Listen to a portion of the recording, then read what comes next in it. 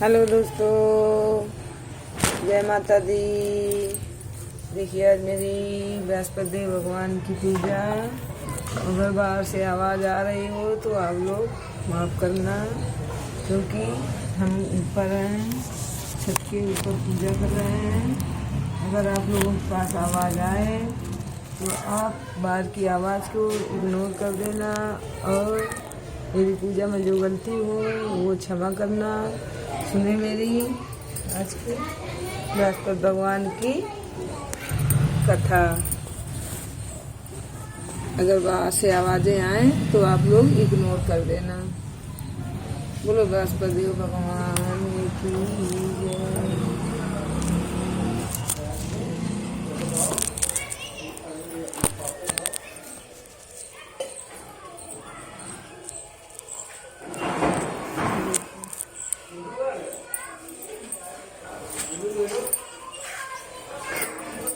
क्योंकि बाहर बच्चे खेल रहे हैं, बच्चों की आवाज़ आएगी, आप लोग बाहर की आवाज़ को इग्नोर कर देना और मुझे माफ़ करना।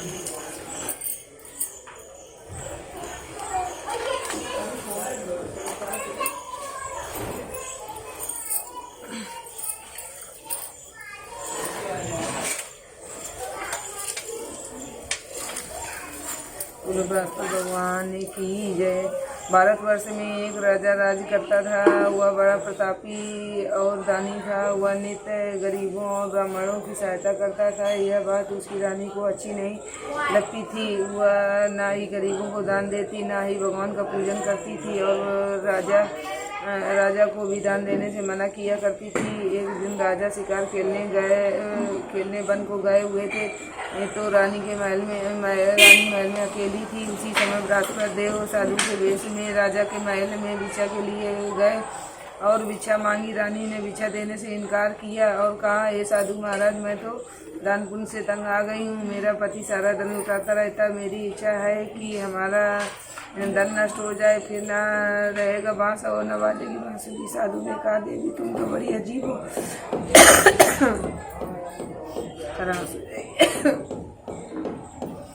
तुम तो बड़ी अजीब हो। धन संतान तो सभी चाहते हैं, पुत्र और लक्ष्मी तो पापी के घर में भी होनी चाहिए। यदि तुम्हारे पास अधिक धन है तो भूखों को भोजन दो, प्यासों के लिए प्याऊ बनवाओ, मुसाफिरों के लिए धर्मशालाएं खुलवाओ। जो निर्धन अपनी कुंवारी कन्याओं का विवाह नहीं कर सकते उनका विवाह करा दो।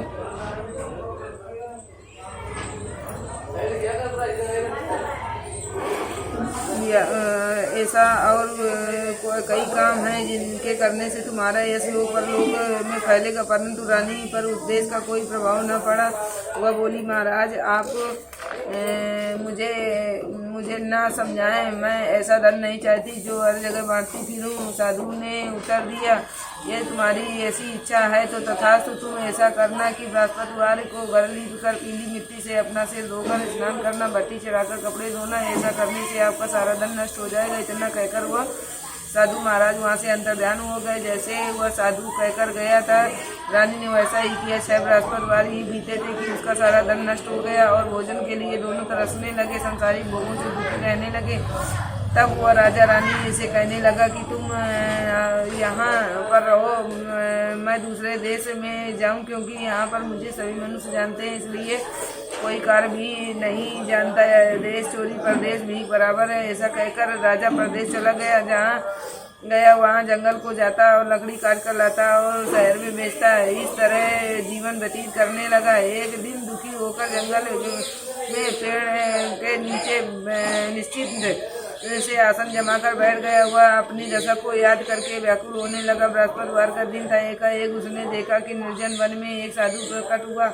वह साधु वेश में स्वयं बृहस्पतिवार देवता थे। लकड़हारे के सामने आकर बोले, हे लकड़हारे, इस सुनसान जंगल में तू चिंता मग्न क्यों बैठा है? तुम्हारे लकड़हारे ने दोनों हाथ जोड़कर प्रणाम किया और उत्तर दिया, महात्मा जी आप सब कुछ जानते हैं, मैं क्या करूं, मैं क्या कहूँ? यह कहकर रोने लगा और साधु को आत्मकथा सुनाई। महात्मा जी ने कहा, तुम्हारी स्त्री ने बृहस्पति के दिन वीर भगवान का निरादर किया है, जिसके कारण रुष्ट होकर तुम्हारी यह दशा कर दी है।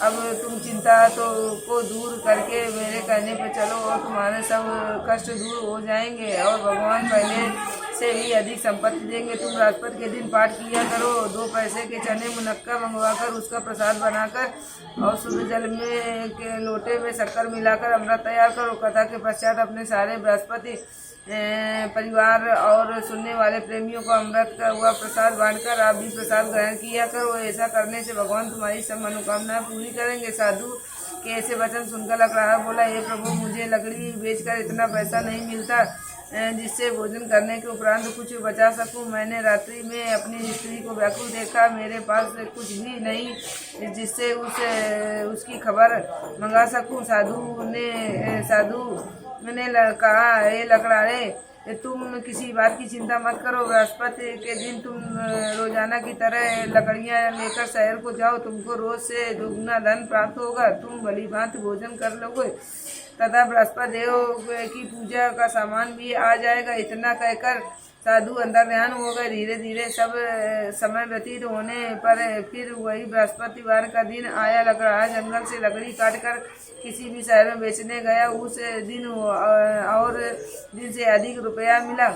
राजा ने चना गुड़ आदि लाकर गुरुवार का व्रत किया। उस दिन से उसके सभी क्लेश दूर हुए। परंतु जब दोबारा गुरुवार का दिन आया तो बृहस्पतिवार का व्रत करना भूल गया। इस कारण बृहस्पति भगवान नाराज हो गए। उस दिनों से उस नगर के राजा ने विशाल यज्ञ का आयोजन किया तथा शहर में यह घोषणा करा दी कि कोई मनुष्य अपने घर में भोजन न बनवावे, न आग जलावे। समस्त जनता मेरे यहाँ भोजन करने आवे।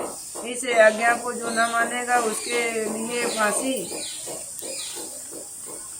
की सजा दी जाएगी। इस तरह की घोषणा संपूर्ण नगर में करवा दी। राजा की आज्ञानुसार शहर के सभी लोग भोजन करने गए, लेकिन लकड़हारा कुछ देर से पहुंचा, इसलिए राजा उसको अपने साथ घर लिवा ले गए और ले जाकर भोजन करा रहे थे कि रानी की दृष्टि खूंटी पर पड़ी, जिस पर उसका हार लटका हुआ था। वहाँ पर दिखाई न दिया। रानी ने निश्चय किया कि मेरा हार इस मनुष्य ने चुरा लिया। उसी समय पुलिस को बुलाकर उसको जेल खाने में डलवा दिया। जब लकड़हारा जेल खाने में पड़ गया और दुखी होकर विचार करने लगा कि न जाने कौन से पूर्व जन्म के कर्म से मेरे लिए दुख प्राप्त हुआ है, और उसी साधु को याद करने लगा जो जंगल में मिला था। उसी समय तत्काल बृहस्पति देव साधु के रूप में प्रकट हो उसकी दशा को देखकर कहने लगे, अरे मूर्ख, तूने बृहस्पति देव की कथा नहीं करी, इस कारण तुझे दुख प्राप्त हुआ है। अब चिंता मत कर। बृहस्पति के दिन जेल खाने के दरवाजे में 4 रुपए पड़े मिलेंगे। उससे तू बृहस्पति देव की पूजा करना, तेरे सभी कष्ट दूर हो जाएंगे। बृहस्पति के रोज उसे 4 रुपए मिले। लकड़हारे ने कथा कही। उसी रात से बृहस्पति देव ने उस नगर के राजा को स्वप्न में कहा, राजा तुमने जिस आदमी को जेल खाने में बंद कर दिया है वह निर्दोष है, वह राजा है, उसे छोड़ देना।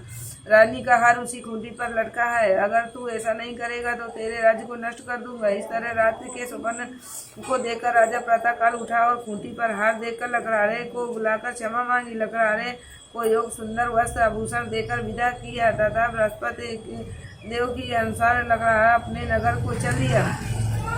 राजा जब उससे अपने नगर के निकट पहुंचा तो उसे बड़ा आश्चर्य हुआ। नगर में पहले से अधिक बाग, तालाब और कुएं तथा बहुत सी धर्मशालाएं, मंदिर आदि बन गई थी। राजा ने पूछा, यह किसका है बाग और धर्मशाला है? तब नगर के सब लोग कहने लगे, यह सब रानी और बांदी के हैं। तो राजा को आश्चर्य हुआ और गुस्सा भी आया।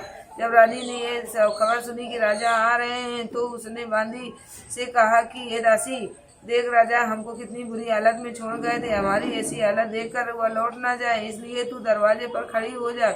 रानी की आज्ञा अनुसार दासी दरवाजे पर खड़ी हो गई। राजा आए तो बांदी उन्हें अपने साथ लिवा लाई। तब राजा ने क्रोध करके अपनी रानी से पूछा कि यह धन तुम्हें कैसे प्राप्त हुआ है? तब उन्होंने कहा, हमें यह सब धन बृहस्पति देव के इस व्रत के प्रभाव से प्राप्त हुआ। राजा ने निश्चय किया कि 7 रोज बाद तो सभी बृहस्पति देव का पूजन करते हैं, परंतु मैं रोजाना दिन में 3 बार कहानी कहा करूंगा तथा रोज व्रत किया करूंगा। अब हर समय राजा के दुपट्टे में चने की दाल बनी रहती तथा दिन में 3 बार कहानी कहता। एक रोज राजा ने विचार किया कि चलो अपनी बहन के यहाँ हुआ में। इस तरह निश्चय कर राजा घोड़े पर सवार होकर अपनी बहन के यहाँ को चलने लगा। मार्ग में उसने देखा कि कुछ आदमी एक मुर्दे को लिए जा रहे हैं। उन्हें रोककर राजा कहने लगा, अरे भाइयों, मेरी बृहस्पति देव की कहानी सुन लो। वे बोले, लो, हमारा तो आदमी मर गया, इसको अपनी कथा की पड़ी है। परंतु कुछ आदमी बोले, अच्छा कहो, हम तुम्हारी कथा सुनेंगे। राजा ने दाल निकाली और जब कथा आधी हुई कि मुर्दा हिलने लगा। जब कथा समाप्त हो गई तो मुर्दा राम राम करके वह मनुष्य उठ खड़ा हो गया। आगे मार्ग में उसे एक किसान खेत में हल चलाता मिला। राजा ने उसे देखा और उससे बोला, अरे भैया, तुम मेरी बृहस्पतिवार की कथा सुन लो। किसान बोला, जब तक मैं तेरी कथा सुनूंगा तब तक चारा रहिया खेत जोत लूंगा, अपनी कथा किसी और को सुनाना। इस तरह राजा आगे चलने लगा। राजा के हटते ही बैल पछाड़ खाकर गिर गए तथा उसके पेट में बड़ी जोर का दर्द होने लगा। उसी समय उसकी माँ रोटी लेकर आई। उसने जब यह देखा तो अपने पुत्र से सब हाल पूछा और बेटे ने सभी हाल कह दिया। तो भैया दौड़ी दौड़ी उस घुड़सवार के पास गई और उसे बोली कि मैं तेरी कथा सुनूंगी, तू अपनी कथा मेरे खेत पर चलकर ही कहना। राजा ने बुढ़िया के खेत पर जाकर कथा कही।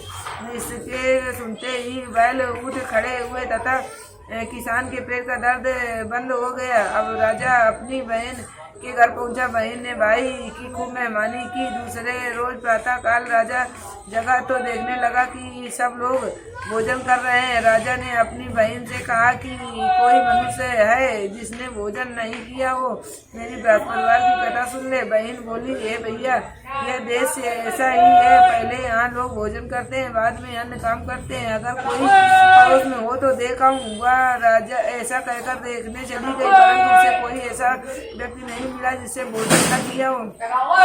हुआ एक दिन कुमार के घर गई, जिसका लड़का बीमार था। उसे मालूम हुआ कि उनके यहाँ 3 रोज से किसी ने भोजन नहीं किया है। रानी ने अपने भाई की कथा सुनने के लिए कुमार से कहा, हुआ तैयार हो गया। राजा ने जाकर बृहस्पतिवार की कथा कही, जिसको सुनकर कुमार का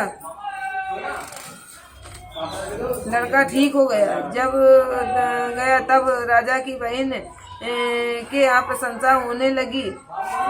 एक रोज राजा ने अपनी बहन से कहा कि हे बहन, हम अपने घर को जाएंगे, तुम भी तैयार हो जाओ। जब राजा की बहन ने सास ने कहा हाँ चली जा, परंतु अपने लड़कों को मत ले जाना, क्योंकि तेरे भाई की कोई औलाद नहीं है। बहन ने अपने भाई से कहा, हे भैया, मैं तो चलूंगी, कोई बालक नहीं जाएगा। राजा बोला, जब कोई बालक नहीं चलेगा तब तुम क्या करोगी? बड़े दुखी मन ऐसे राजा अपने नगर को लौट आया। राजा ने अपनी रानी से कहा, हम निर्वंशी राजा हैं, हमारा मुंह देखने का भी धर्म नहीं है और कुछ भोजन आदि नहीं किया। रानी बोली, हे प्रभु, बृहस्पति देव ने हमें सब कुछ दिया है, हमें औलाद अवश्य देंगे। उसी रात को बृहस्पति देव ने राजा के स्वप्न में कहा, हे राजा, उठ, सभी सोच त्याग दे, तेरी रानी गर्भ से। राजा को यह बात सुनकर बड़ी खुशी हुई। 9वें महीने में उसकी रानी के गर्भ से एक सुंदर पुत्र पैदा हुआ। तब राजा बोला, हे रानी,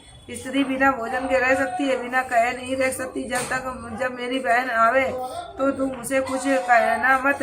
रानी ने सुनकर हाँ कर दिया। जब राजा की बहन ने यह शुभ समाचार सुना तो वह बहुत खुश हुई तथा बधाई लेकर अपने भाई के यहाँ आई। तभी रानी ने कहा, घोड़ा चढ़कर तो नहीं, गधा चढ़ी आई। राजा की बहन बोली, भाभी, मैं इस प्रकार न कहती तो तुम्हें औलाद कैसे मिलती? बृहस्पति देव ऐसे ही हैं, जैसी जिसके मन में कामनाएं होती हैं, सभी को वह पूर्ण करते हैं। जो सद्भावना पूर्वक बृहस्पतिवार का व्रत करता है एवं कथा पढ़ता है अथवा सुनाता है तो दूसरों को सुनाता है, बृहस्पति देव उसकी सभी मनोकामना पूर्ण कर देते हैं। भगवान बृहस्पति देव उसकी सदैव रक्षा करते हैं। संसार में सद्भावना से भगवान जी का पूजन व्रत सच्चे हृदय से करते हैं तो उसकी सभी मनोकामनाएं पूर्ण करते हैं।